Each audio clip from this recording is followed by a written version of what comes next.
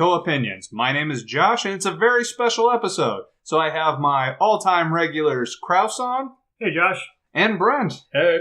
So this is our 50th episode, so we're going to do things up a little differently this time. But before we get into our reflections of podcasts past, Nick, why don't you go ahead and tell us some things you've been playing and some gaming news that's jumped out at you? Sure. So I started up Dishonored 2 recently. I've been having a lot of fun with that. Mm-hmm. I gotta say, it's just amazing the world that these Arcane guys are capable of creating. It really makes me think about, because Prey was created by them as well, wasn't it? The new Prey, yes. Yeah.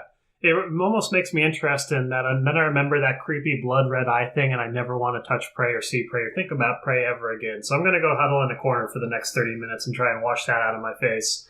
Dishonored 2 is outstanding, though. The main problem, one thing I really like about it from a gameplay perspective they added is the quick save feature. I found myself doing save scumming in that, similar to when I played the first Deus Ex originally, of just, hey, let me try this. Well, this was a terrible decision. Yeah, I shouldn't do this. I do the Edison approach to stealth video games, where I just get it wrong over and over again until I finally get it right. I think my record for that was in the third mission. You're in a sanitarium, and as you infiltrate it, then you go ahead and you can climb in through a little window on the side, and you enter in through the kitchen to sneak into the sanitarium. And you have a bunch of guards over there by that dining hall, and I spent, I kid you not, a half hour figuring out how to get through that area, just reloading. All right, nope, that's not working. Part of that, I think, was a little bit of a glitch. I had an issue where some of the civilians were alarming the guards at one point for no reason that I could understand, when other times they would just be like, hey there. But Dishonored 2 has been outstanding, and then also been playing more Dragon Quest VIII. I think in a previous co-opinions, Josh, I mentioned to you about rolling through Dual Magus as a boss, where I play it the game the second time, and I'm not having as much of a challenge. That did not happen with another boss, Empiria, who they decided to buff. This is a boss who was already hitting for 2/3 of my life bar, and they gave this boss the ability to cast Confuse All on my entire party. Boo. It was a real grind fest. That fight took me about 15-20 minutes to go ahead and clear out, and there was a genuine sense of accomplishment that I had held my ragtag band together when I finally triumphed over her. Glad to hear it. It's funny you should mention, I'm looking forward when you do beat Dishonored 2 and Death of the Outsider, because then you can listen to the podcast Brent and I recorded, and I left a little Easter egg in there for you because I knew you wouldn't listen to it until after you beat it. That's delightful. Yeah, it's pretty great. And just hearing you talk about it does kind of make me want to play Prey, actually, because that was a game that was interesting to me, but we don't have the time anymore, man. We just don't. It is an id game. It's a Bethesda game, so it's going to take only about 15 or 20 hours for you, at least. I've heard it's short. I've heard it's real short. But anyways, thank you, Nick. Brent, what have you been playing? Little game news. Since the last time we talked about game things that we played, last time I beat Assassin's Creed Origin, I continued playing a little bit of that with some of the side quests, kind of like what you've been doing. Mm-hmm. Then I went and knocked out the Lego Dimensions level pack, the Goonies level pack. Yeah, so that's... I think every 80s character that's in that Lego Dimensions game, they shoved in there at some point. But it's done in a fun way. Yeah, no, it's just... Did they incorporate the Truffle Shuffle into the Goonies pack? Did they? Yeah. Yes. Yes. Do you have an anecdote to tell us about the Truffle Shuffle? I'm trying to remember, because one of the weird thing about the Goonies level pack is, unlike the other ones where you have characters that you have to have the figures for, have you seen the Goonies? So neither of you have seen the Goonies? I mean, I've seen bits and pieces. So I know that big ugly thing eats the children. So you have to play as two of the kids who you don't have figures for, but you have to play as them to beat certain puzzles. So Chuck, the Truffle Shuffle kid, and Data, the kid from the second Indiana Jones movie, who's in the movie. You have to play as both of them to beat stuff, which was interesting because none of the other ones had ever done that kind of thing. And basically the whole game is like a side thing to the movie, because you only see bits and pieces of Chuck and Sloth in the real movie, and this is just their adventure that they made up for a Lego game. It was fun, like most of the other ones, roughly 2 hours-ish. Yeah. And then after that, I went straight into Mass Effect Andromeda. I'm still chugging on that one. And you're actually enjoying that a fair bit, aren't you? Yeah, I'm liking it more than people said I would. I've enjoyed it quite a bit. But as a friend of ours pointed out, the game most everyone else played is far different from the one I'm playing now, since it's been patched. And much like FF15. Yeah. which we'll just blitz by that. I was thinking more of a Unity comparison, because with FF15 they added more stuff to the game as opposed to fixing something fundamentally broken, which looking at those facial animations... yeah, but to be fair, I was going to say, when me and Josh still played Unity, it was a lot of so issues. broke. Yeah. So broke. Well, and I think that's what he's saying. Is Yeah, that well, people... this isn't that broken. I've had a few glitches here, but not like Unity. Yeah, even after they fixed it, Unity still sucked. And then the last thing, we started up Grand Theft Auto Online again. The idea is, I haven't actually weighed in on that. They released that final heist. I don't even know if it's the final heist. Well, there's like 3 things they added. Yeah, but they're not heist related, and that was They are kind of all heists, and they're all different types of heists. Got it. There was the Doomsday heist. That's what really made me go, we should get the band back together again. Which is saying something, because by the end of Grand Theft Auto Online, I wanted to skin all of these people. It was unfun. It was anti-fun at this point. I hate all of you. When you talk about getting the band back together, now I'm trying to think about the different roles that you have for a heist team and who it corresponds to each. Who's the lead guitarist? Who's the bassist? Who's the drummer? Well, and you don't really hear a lot about John Lennon trying to drown all the other Beatles either, so the metaphor kind of falls apart. But anyways, Brent, did you have some news, I believe? In my continuing segment of movies and video game thing, the Tomb Raider movie came out. And you haven't seen it, and not Brent. Krause and I obviously haven't seen it. I mean, I was saying this to someone, a friend of mine, we were talking about it. I'm like, problem is, he's like, you should go see it. I'm like, I have no attachment to the Tomb Raider franchise, though. I never played any of them. Well, and really, it's meant to evoke the new games. Which you and Jake have tried to get me to play. They're super good. They're really good. I should play them. Also, because I don't know if we'll do one before the Rampage movie comes out. Ugh. When does that come out? 4/20. Blaze it! Yeah. Sorry. The only date they're going to get people in to see that movie. I'm guessing this is going to go over about as well as Pixels did. Well, so friend of the show, Mark, we saw the trailer in theater before Star Wars, and he's like, that's not how the game goes. And I'm like, what do you mean that's not how the game goes? I'm like, what are you talking about? It's like, they were people before they were the animals. I'm like, this game had a story? He's like, it had a loose story. I'm like, okay, that's what makes sense about this. Oh, God. I bet he's also very upset about that pole position adaptation, because there's no rival in the original pole position. It's just a man on the track. Like in that Need for Speed adaptation, it didn't really have Jesse Pinkman in it, so... Ridiculous. All I know is that if by the end of that movie, The Rock is also not a 5-story tall, bone monster, I'm going to be mad. Well, if he would be anything, I think he would be a giant werewolf. I'm not kidding. Because there's already a wolf in there. Is there? I haven't watched the trailer because I don't want to get eye cancer. So. Yeah, the wolf's already in there. Okay. I don't know what he's like. So he's attached to the gorilla as its trainer at the zoo. Uh-huh. Its caretaker. And when then they're fighting, falls into the enclosure, and the movie's like, sorry, I interrupted. Brent, go ahead. R.I.P. Not appropriate. It's not appropriate because that's a really very old joke at this point. Get fresher material. Well, it had more to do with the fact that I made a Harambe joke at the Cincinnati Zoo without realizing that's where Harambe had been shot.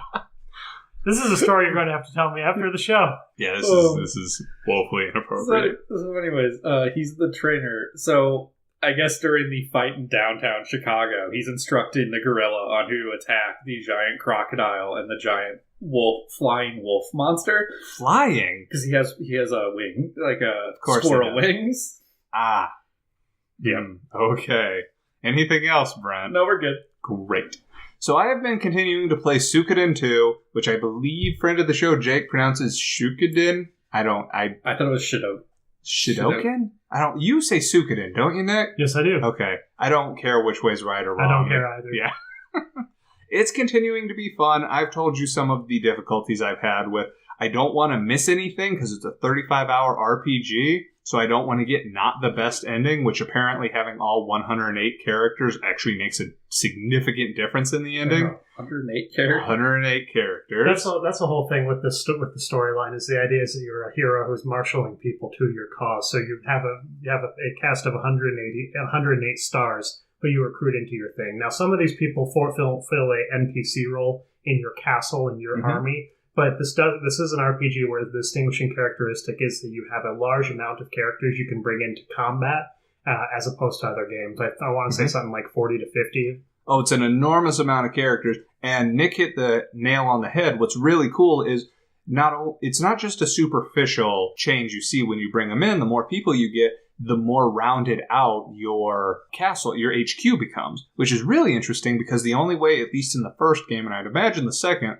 that you can get the best weapons is to get all of the weaponsmiths and bring them to your headquarters, which I thought was a really fascinating approach. So I'm enjoying that. The characters, I would have loved this game if I would have played it when I was younger. I would have eaten this up. As it stands, great game. There's been a few scenes, like there's a certain way you render forest scenes back in the 1632-bit days that they just hit the heartstrings. Like they just nail it with the light coming in through the trees and the certain green pixel. Like I'm thinking of the Ghost Forest in Final Fantasy VI with the skull. Not that one. Yeah, and his Cyan sees his family go onto the train to the afterlife, and as a child, I wanted to blow my brains out. That's a dark game. That's a very dark game. But you were saying? But anyways, I've been enjoying it. Even the part where the main antagonist was killing women and children in front of me. They established him as an antagonist very strongly. But my girlfriend and I also finished the first of the Nonary Games trilogy, Zero Escape trilogy, and 9 hours, 999. 9 hours, 9 persons, 9 doors. I can never get the nouns right there. But it's so weird. Not in a bad way. It's just one of those ways that I kind of feel like someone needs to warn you, and I was warned before getting into it. This game's going to do some weird stuff. Like, you'll be trapped in a freezer, and suddenly your character will start talking about determinism. Like, why now? Or you'll be putting together a puzzle that involves rearranging 4 tiles, and the lady who looks like a belly dancing fortune teller is like, have you heard of morphogenetic fields? What?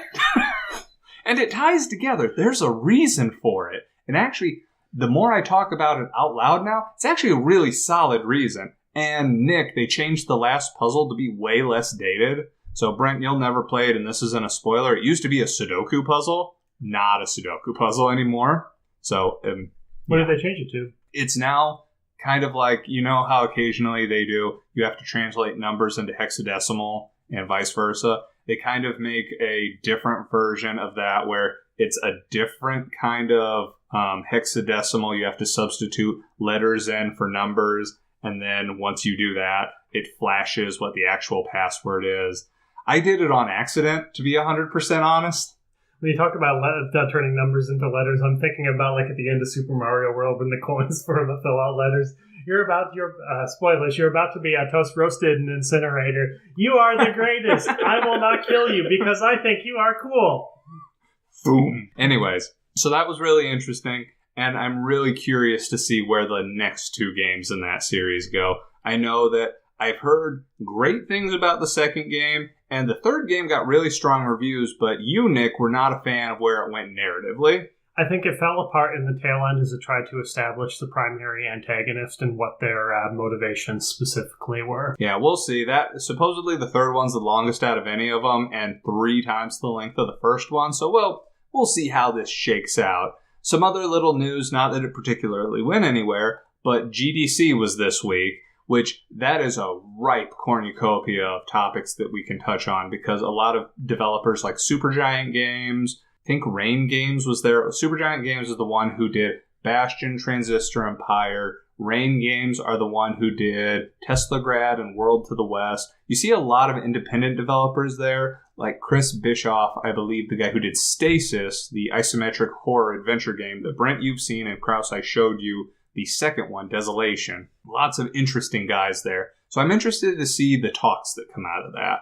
But the other bit of news was there was a Nintendo Indie Showcase, and yes, Nick, you had a very valid criticism that of the 14 games they showed, 12 of them are PC ports. Then this is the same criticism I had with the last Direct. I understand your enthusiasm for it, but on the whole, I'm looking at the news that's coming out going, well, okay, that's cool, I guess, for other people, but... I'm glad Nintendo is courting independent developers so successfully. They tried to last generation, and I think that independent developers were gun-shy because of Wii U's lackluster sales. You saw more indie games on the 3DS, but they were real hesitant to do the cross-platform sales that you see on PlayStation because Nintendo had a terrible way of handling cross-platform sales. Are you aware of how they did this? Very few games did it.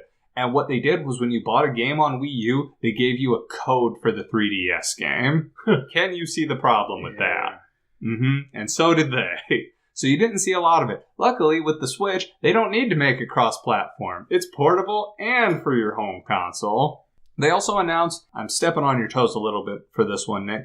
They announced Sonic Mania Plus, which has some expanded content, not enough to justify rebuying it so immediately. You have 2 additional characters. That's correct. Mighty the Armadillo and Ray the Flying Squirrel. Ray the Flying Squirrel's a deep cut, too. So kudos to them. Curious how it pans out. But I think the big question with that one is going to be what is added by the Encore mode. I've heard some speculation that that's stage remixes, where it's full on doing a redesign, possibly even adding those as options to the time attack. If that actually ends up being what it is, then I could see this being interesting as something to purchase in and of itself. Yeah, that I can see. If it's just some graphical filters. No, I can play the game through Instagram mode. I'm fine with that. I don't even know what an Instagram is. It's going to take a Sonic selfie. Ugh. Anyways, so let's get on to the main topic I wanted us here for, because you guys, bar none, have been on the show more than anybody, other than me. So I wanted to talk to you guys about reflecting on the first 50 episodes, and that's a bit of a misnomer because at this point we've had like 4 interviews and 5 mini-sodes, and there's been other things, but 50 actual episodes. So what I want to start with is, how did you feel about this podcast when we started recording it? Nick, why don't you go first? I guess how I felt about it when you first brought it up is it's panned out about exactly how I've thought about. It's one of those things that I don't honestly look forward to doing it. Then once I start doing it, I'm enjoying it, and afterwards I enjoy listening to it. I enjoy the act of recording and I enjoy the output, but for some reason going into it in my head, it almost seems like a type of work.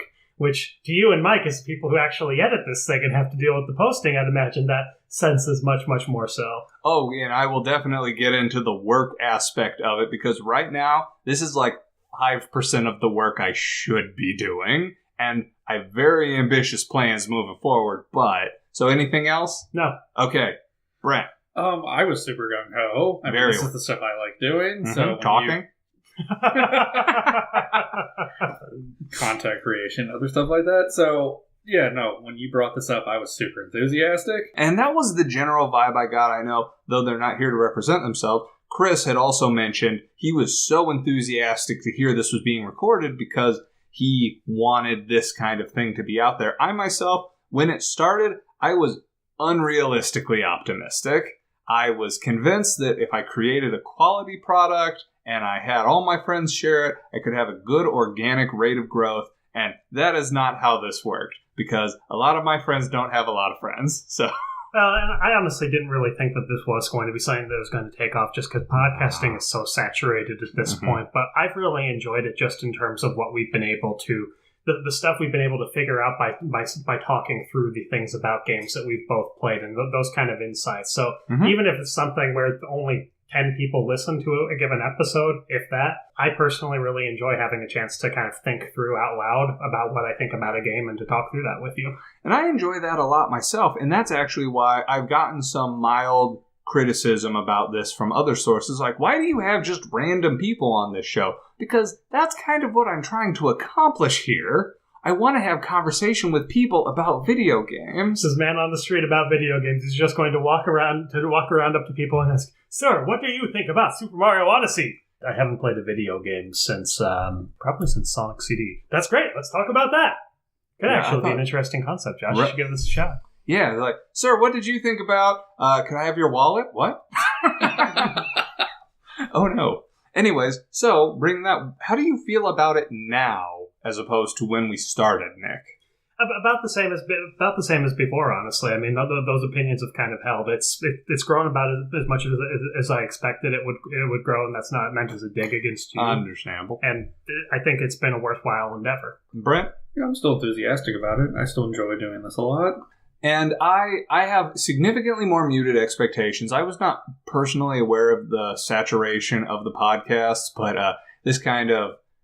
I'll admit, I don't listen to a lot of podcasts myself, so I wasn't aware of how ubiquitous this was. You can't throw a rock and not hit 5 podcasts. So in order to really make yourself stand out, and I believe I talked about this in an earlier podcast, you either got to find your niche or you got to pander. We're still working on the niche part. That's why I'm trying to bring in absolutely anybody we can to talk about this stuff. But I refuse to pander. I refuse to have a segment where we just beat Brent with a blackjack. I refuse to have a segment where Kraus just gets blackout drunk, though I've considered it. What are you so excited about? Let's crowdfund these exciting ideas. If you give us $100, we will beat Brent with a blackjack. Do we have to record it? Like, how do we record it? I'll do the drinking for free. We're going to buy cameras with the money they give us. And that was part of when I initially did this.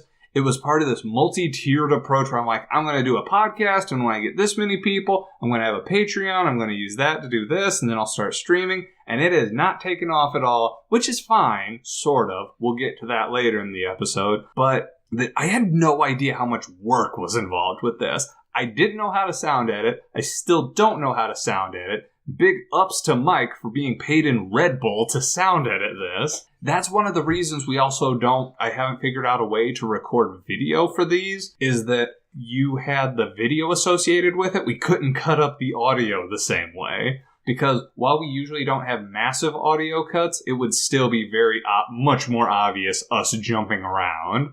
So it's still, I got goals, but I am still positive I'm arguably more positive about it now than I was halfway through the recording, because I despised my last job and there were big gaps in the release schedule of this. And I was despondent that this wasn't going anywhere. I hated my job. I despised the fact that me and the PMP did not get along, but I got it now. Did I mention that I got it? I think this is the 3rd or 4th time you've fantastic. Podcast about Wonderful. That. I'm glad. Wonderful. Anyways, so I feel realistically optimistic about it. You feel cold? What? Oh, okay. I feel realistically optimistic about it now, which is to say I have goals to set in mind, which is something I'm going to bring up near the end. But what would you say, Kraus, is your proudest moment either on this podcast or of the podcast in general? I think proudest moment to me for the podcast has been some of the more serious episodes that we've done where we've talked about things like sad moments in video games, the conversation about Lisa. I do think that we've done a solid job of trying to take a little bit deeper of a dive into some of those kind of games where I personally have not seen the kind of journalism just on websites like Destructoid, and I say journalism in very, very loose quotes here, for these kind of games. And I don't think these kind of opinions are out there, and I'm glad to go ahead and put them out there. I would 100% agree, and it's funny you should mention that because Brent... Yeah, so in terms of just ones for the podcast, the one about the emotions was one that I thought for the podcast was a proud moment. It was a really good episode. For myself, I thought the first Metal Gear one went really well. The first one. Yeah. Because the next question's the weakest moment. We'll get to it. Well, I thought the third one was really good, too, especially when we talked about Quiet. When we focused on MGS5, that was a strength, but I also feel it was a little unfair because it was also the most recent game we played.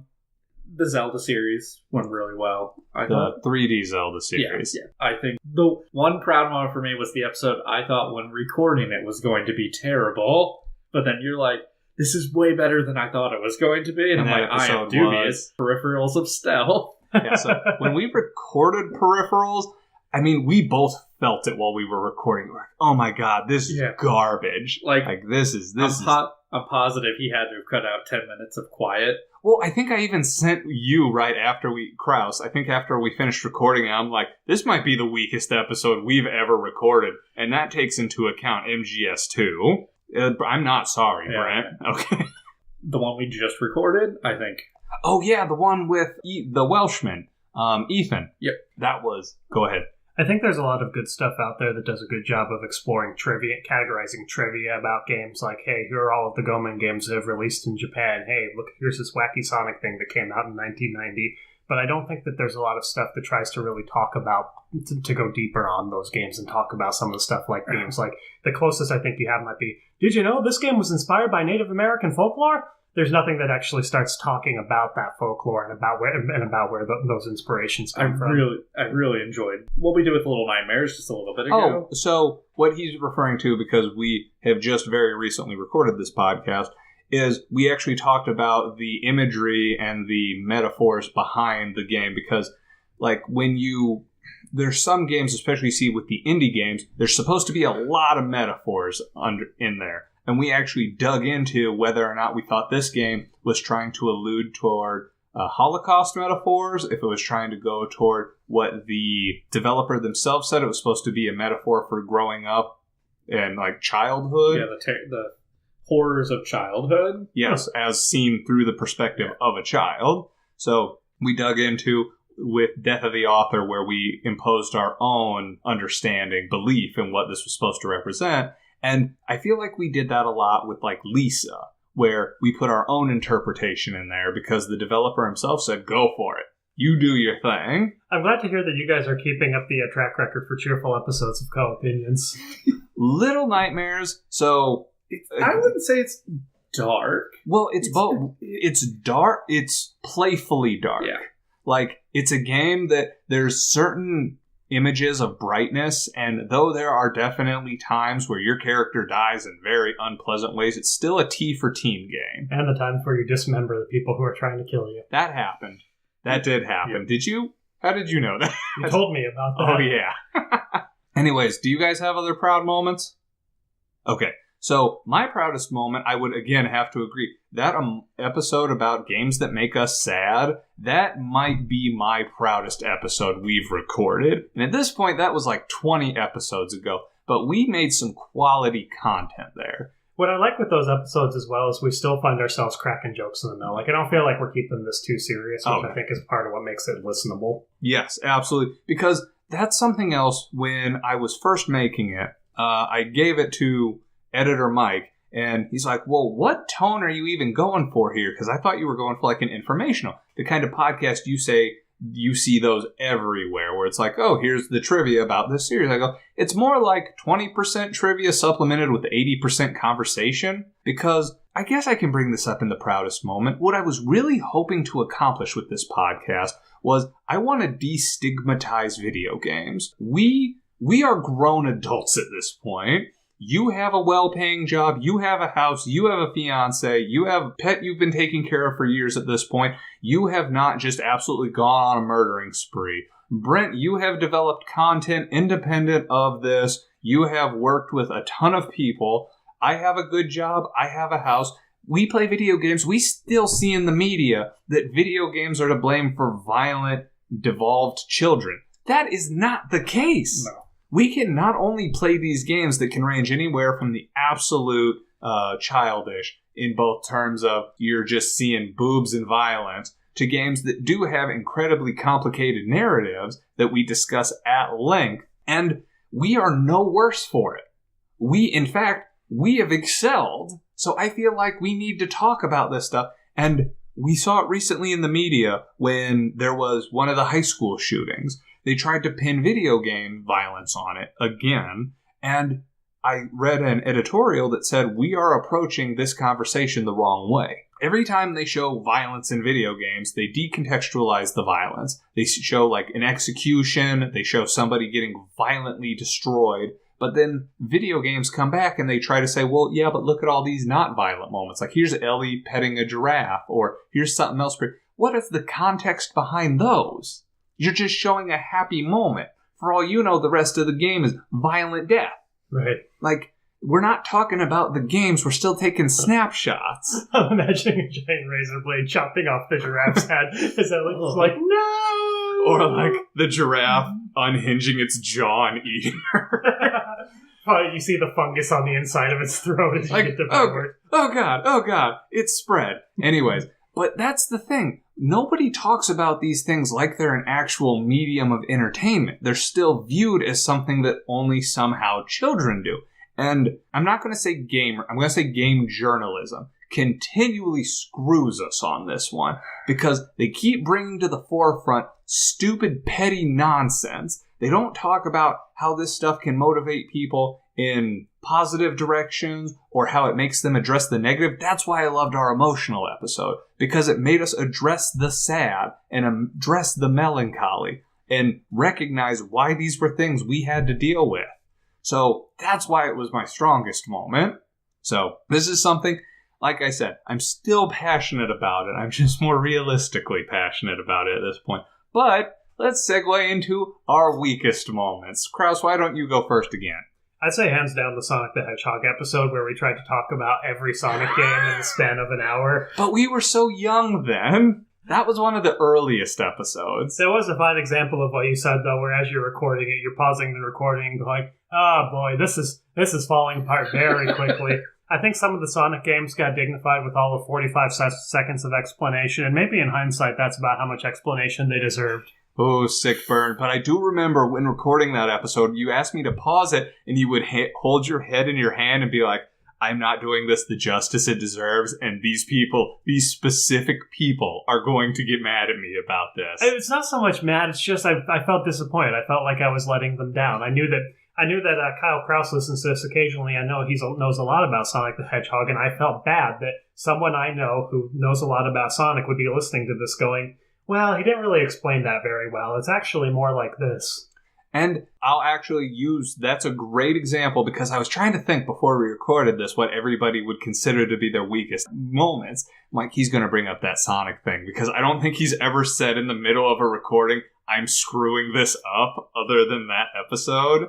So this actually, though, we've learned from these things. And I'll bring that up when we get to the end of this. Brent, so let's get the easy one out of the way. The second Metal Gear Solid. I thought I was going to disown you after that. I remember after we finished recording, I said, and God, I hope he edits this. I'm like, Brent, you f***ed up. You have incredibly disappointed me, and don't you dare bring that weak into the third episode. When you say disown him, have you started to claim he's a dependent on your tax return? Or I mean, he's always kind of dependent. So, oh wait, no, that's codependent. My bad. Sorry, that's uncalled for. But anyways, yeah, that was hands down, like... Yeah. If I say this, it's going to sound more like a doting parent. I was so disappointed in you for that one. I was disappointed in myself. Brent, don't put the pencil in your eye. You're making me a little nervous there. Especially coming off the strength of the first one, because the first one was really strong. And you did a lot of research for the first one, and I think you got lackadaisical, if I had to guess. I think we changed the way I originally wanted to do it, and I definitely thought I remembered more of the third one than in the end that I did, and that was a problem. Which was super disappointing. I think that's why I got the angriest, because we did not do justice to MGS3. Yeah. And I think, that, and we were condensing MGS3, which probably should have been almost its own episode. Well, into 20 minutes. And we'll also talk about in the weaknesses. But what else? Like, that was definitely... But that's almost trivia of the show at this point. What's the weakest episode? MGS second episode. I'm trying to think. I know there are others, but none are popping out. That one is the overwhelming one right now. Yeah, gotta say not. If I've been, this is an episode specifically. I think near the beginning we were incredibly weak about being way too aggressive with our topics. We were not nearly as specific as we needed to be. We'd be like, I want to talk about all the Kirby games, or I want to talk about all the Sonic games. We were being way too ambitious. If I had to call it a specific episode, it's when I said the evolution of shooters. What was I thinking there? Did I even call out third person? No, it was shooters, because I pitched that I wanted to talk about early FPSs after playing Doom. And you were like, oh, it was after Doom, and I was like, something about Jet Force Gemini. Oh, it was about how much we've come in the way of targeting for video games. So you went with the evolution of shooters, and I wanted to do third person. And I'm like, I feel like this is super broad. Yeah. I think one of the greater weaknesses of that episode to me was it was very console-centric, and I think that's kind of a general weakness I still see, is that this could use a little bit more of a PC focus at times. I would 100% agree with that. It is definitely a shortcoming. It's something I personally... This is not to be, I don't know, discriminatory. I don't play PC games. I don't have a rig for it, and I don't like the control scheme. And if I had to break it down, almost everyone we have on the show, I can only think of one that plays FPSs on a PC. Well, two do, because he's right here. Do you play them? And at this point, the market's shifted to the point where everything's coming out on console and PC, so it doesn't even matter anymore. It's just a period of about, let's say, 8 or so years where you did have games that weren't coming onto consoles that were on the PC, and those just didn't get talked about. Like talking about shooters without talking about Deus Ex coming out in the year 2000. It was definitely... The shooters episode was hands down my weakest one that I helmed, and I was disappointed in that.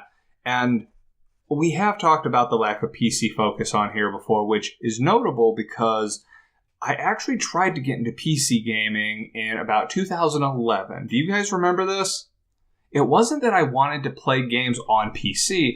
That was at the beginning of the indie renaissance. Like, that's when you started seeing all these just independent games were starting to get high profile coverage. And so, like, you had Binding of Isaac. That was the one that really first jumped out at me.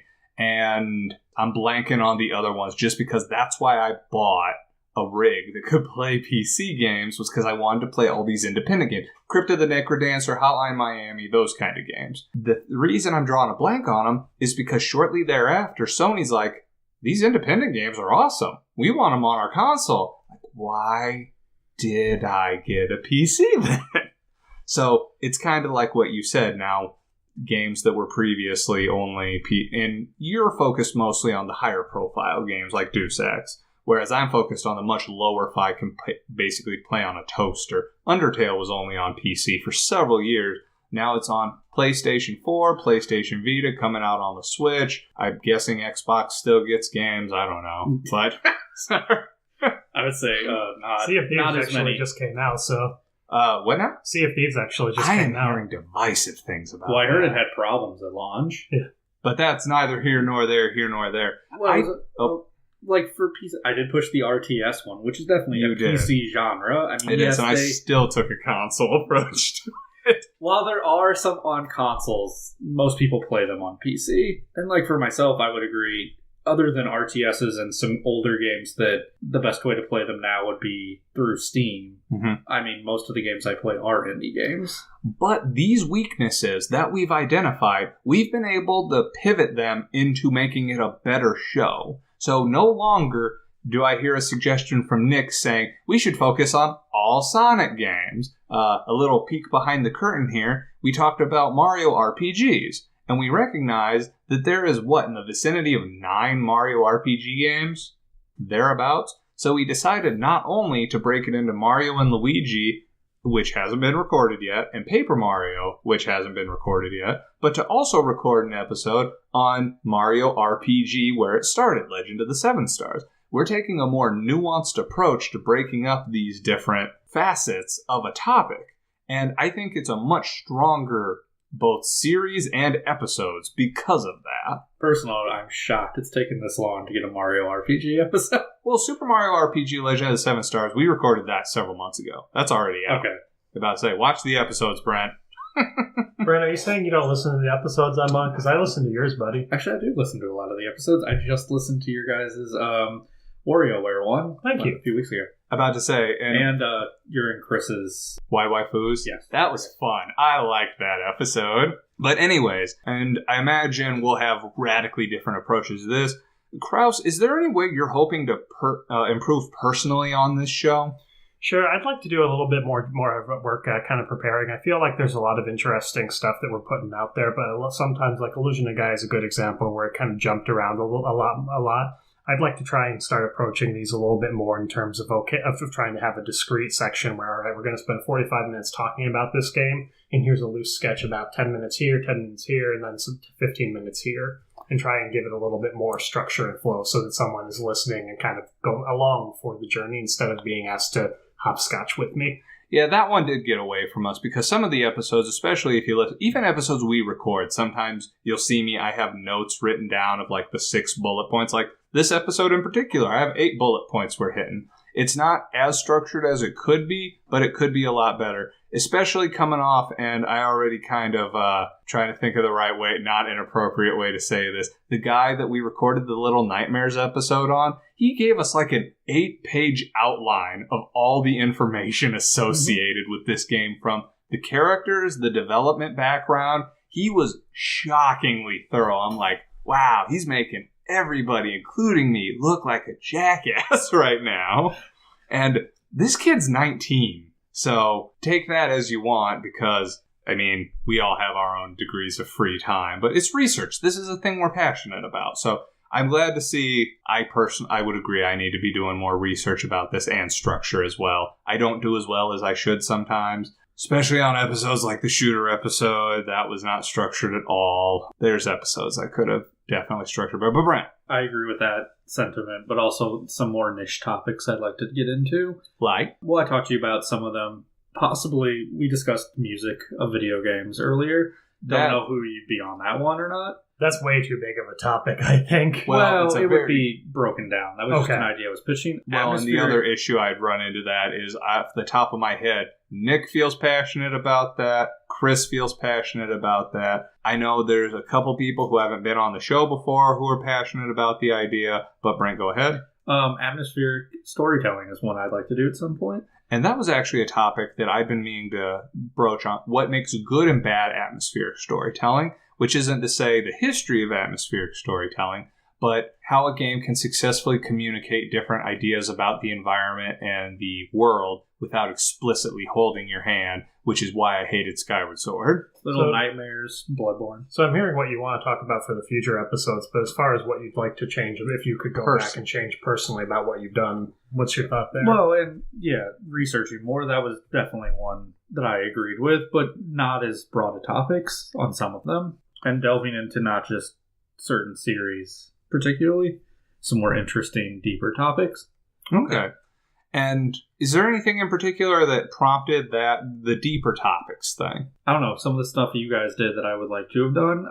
Little Nightmares was really a good one where we touched on a lot of things about the metaphors. I am looking forward to when that one comes. This one will release after the Little Nightmares episode, but I'm really curious to hear feedback about that one.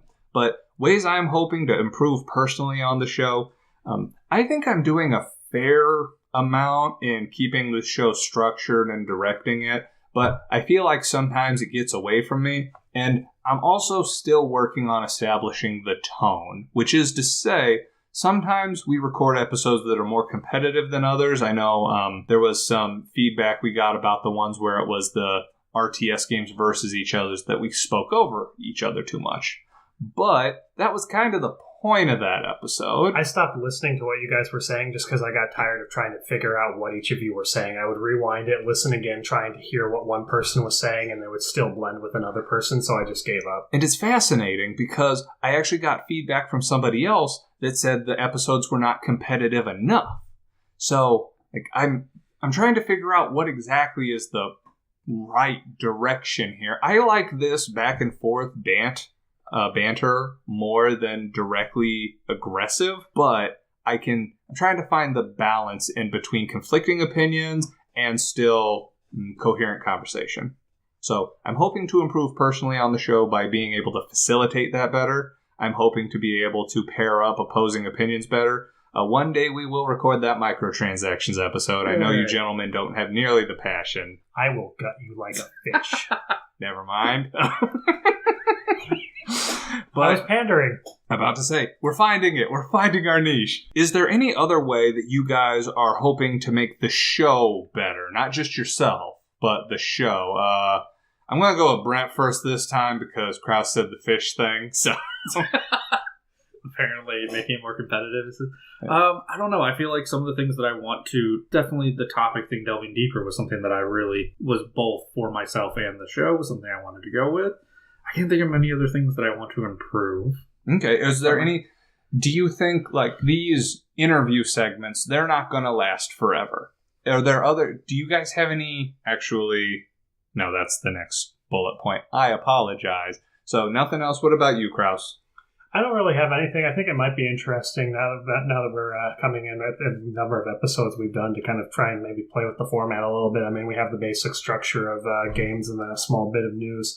I haven't really given a thought about how we would kind of mix that up, but it might be worth trying to just pilot a new segment or something. Well, and that actually, for ideas for the show moving forward, that'll be the next bullet point. But ways I want to make the show better, things I would love to do, I would love to make it so I don't know if anybody's actually seen the setup in here. We're all speaking off one microphone. I would love to have a multi-mic setup. I would love to have better soundproofing. I would love to have an actual hardline connection so we can stream the recording bit, even if it's only broadcast at recording.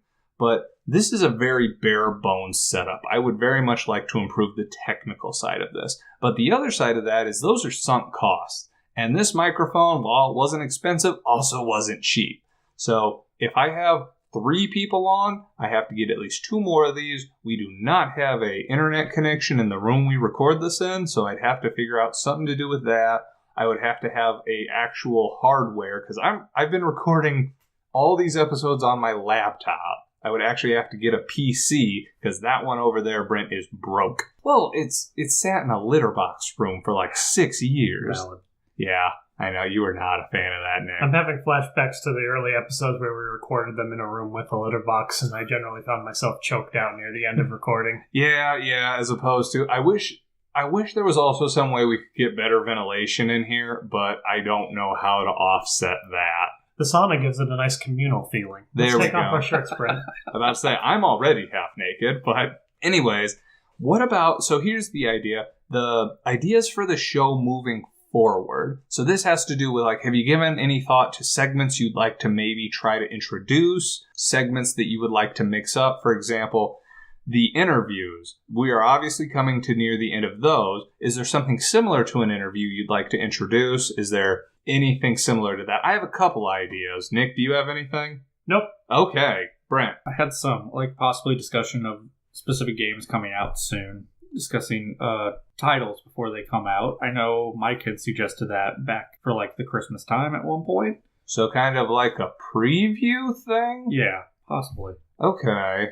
I think a picture's worth 1,000 words there, honestly. I don't really have much figure for that, but... Other than speculate, like, until I somehow manage to get my hands on pre-release copies of this stuff, I don't know what can be done there. Yeah. It's an interesting idea. One thing, the most ambitious idea I have is what I really want to start doing is I want to do a segment where I reach out to indie developers because you can send anybody an email. What I would love to do is contact the people behind much smaller games like the Stasis guy. He is a one-person thing. Or like the guy who did Stanley Parable / the Beginner, not the Beginner's Project. I can't remember the name of his other work. It was very melancholy. But small game studios, and see if I can get them on to talk about what their motivation. I'd love to do an indie dev highlight segment. Now, that is, to me, insanely ambitious just because these are guys who have actually put things out into the ether. But at the same point, I have had guys who I thought were fairly successful as chiptune musicians sleeping in my house. So maybe I don't actually know the numbers behind this thing. So worst case scenario, I reach out to, because for example, the Supergiant games, they're all accessible on Twitter. I could reach out to any of the creative directors and be like, hey, would you be comfortable having a Skype call with me and talking about your motivations behind the development of these games? I've read these postmortems, even if it was the creative director or it could be like the game designer, because there have been some fascinating postmortems about how they designed the games in Supergiant to encourage creativity while not stagnating your gameplay. So I'd really love to do an indie developer segment. I don't know how realistic that is, but you don't know till you try. So that's the big one for me. I'm trying to think, it would probably replace the Behind the Opinion because as of now I have 3 left to record, including myself. Maybe 2. We're still getting confirmation. Yeah. Anyways, I'm still trying to think of new segments because, like, I can't think of a way to do game reviews. Everybody does game reviews. I am some 6-foot-tall white dude living in the middle of the country. Nobody cares what I have to say, and I'm not going to light my head on fire so people will listen. That is antithetical to what I'm trying to do here. So instead, I want people on to talk about what they thought about it after the fact, because I want them to know their opinions are recognized. And as long as they're not dicks about it, I'm going to highlight it was Chris's interview, where I said I will take somebody who is passionate and friendly about Candy Crush over somebody who can talk about Final Fantasy for 40 hours, but they're an asshole. Because if somebody can tell me not necessarily, and I think these might be my exact words. If somebody can tell me, I liked how, as I progressed through Candy Crush, they changed the difficulty in ways that I had learned from previous levels. So, different techniques they used, I saw that later, as opposed to somebody who's playing, for example, Bloodborne. Go, you've been using the wrong loadout the whole game. You should be doing it this way. Thanks? That's not helpful at all. About to say, Nick knows the reference here. Anyways. So, the last thoughts for this. What would your final thoughts be if this was the last episode? If this was the last episode and I said, congrats guys, you were on it at the end, Nick. I think I kind of look back and enjoy having done it as a nice little moment in time piece, be able to listen to it. I think one of the things you mentioned when starting this off was be able to kind of hear what you thought about these games, just kind of listening back and kind of a little bit of a project of narcissism, but purposeful narcissism, where the idea being that you can have a flashback to the man you were at the age of 29, 30. And that's kind of how I'd look at it. I'd listen to the bit talking about Yakuza 5, and I'd kind of laugh about some of the Yakuza 5 stuff. There's little details there about games. There's games that I'm never going to play again, and it's maybe I'm going to listen to one of these episodes and think, didn't you record an episode about such and such? And I'll get to throw that up and get to listen to those thoughts. So I'll be glad I'll have done it, and if this was the last episode, then adieu. Brett? Yeah, I've enjoyed getting to discuss video games, getting to foster discussion, and getting to have some good nostalgic reminiscing of stuff that we used to play or stuff that used to exist. It's been a real enjoyable time doing that kind of stuff. I would agree with those sentiments at this current juncture.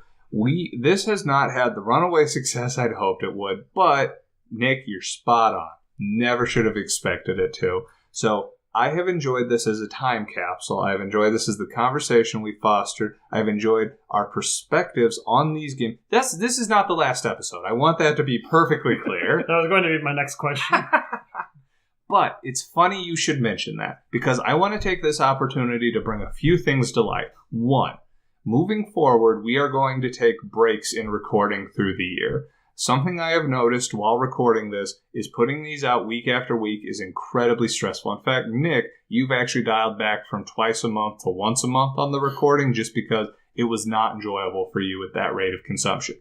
Perfectly understandable, and in order to continue fostering creativity, I'm also going to ask Brent to dial it back from twice a month to once a month so we can have other people on more regularly to keep new blood flowing through. Not because of anything Brent's done. In fact, we're going to use that other opportunity to stream, because streaming games is super fun. And give you the opportunity to meet that Welshman for the Little Nightmares podcast. Exactly. That has the opportunity. It's so much more accessible, even though I think I have 18 subscribers for my game stream. Yeah. But I'm going to do that to keep the flow of new blood. But we will have a break in the summer. So I believe the last episode that goes up will either be our E3 episode before the summer break, or it will be my Behind the Opinion recording. So it'll either be the last Friday in June or the first Friday in July, and then we're going to take a break. We're also going to have a break during the holidays, because scheduling these during the holidays is a living nightmare. It is awful. And it's only going to get more complicated because congratulations to Nicholas Krause. He's getting married before too long. Another thing, I want to set goals for myself. Right now, we have approximately 2,000 listens on SoundCloud and less than 40 people who've liked us on Facebook. I have reached out to other podcasts to see what they've done to be more successful. I've listened to what they've said. It mostly involves networking. I don't want to be recognized for this. I want people to talk about this stuff. And if I can't get people listening and people talking, I've always wanted people to contribute on the Facebook. I want people to leave comments. I want them to share. I want them to give their opinions.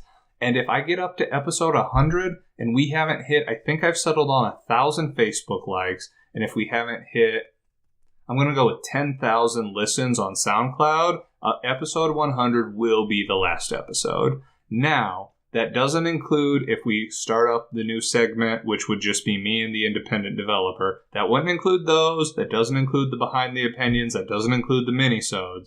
So 100 could be more like 130. But at 100, if I have not hit those metrics, then 100 will be the last episode. But that's not to say I'm going without a fight. I'm going to start networking at conventions. I am going to start putting mild dollars into advertising. I'm not going to blitz it out there. But the feedback I got is you have to network and you have to advertise. And for as much as I've tried to grow this organically, that is not the climate we are in. So I will be trying to more aggressively, but not so much that this stops being fun. Hence the breaks. So I think we have learned a tremendous amount, and I am still enjoying doing this. I don't want it to be interpreted any other way, but I want more people talking. My goal was never to be recognized. I never thought I'd be doing this for a living, but I want more people talking about this and realizing that if you play games, you are not inherently looked down upon because we are succeeding. We are not being shunned by the world at large. It gets better, kids. It does. What kids would possibly be listening to this is beyond me. But hey, maybe the networking will get me there. I gotta put in an order for about 500 business cards through Vistaprint. So we'll see how that works. But anyways, I would like to thank you gentlemen tremendously for assisting me in this. You are doing a lot to help. You're sharing the posts. You're contributing to the conversation. You're not just being a dick. You're being a dick when it matters. That's what you need. Not everything is sunshine and roses. I don't want us to be needlessly optimistic because not everything is optimistic, but you also don't crap on things for the sake of crapping on them. Krause hates Archie Comics for a reason, dang it. Mighty Number 9. There is a reason for that. It's because it sucks. I can't thank you guys enough for this, and thank you very much for coming on to record episode 50. Thank you, Josh. Yep. So, what have you guys thought about the podcast up to now? Should this be the last episode? Spoilers, it won't be. But what segments do you think we should look into? Do you think we should figure out a way to do reviews? Do you think that the independent interview idea is a good idea? Is there anything that we should be doing less of? Let us know. But until next time, my name is Josh, and this is Co-Opinions.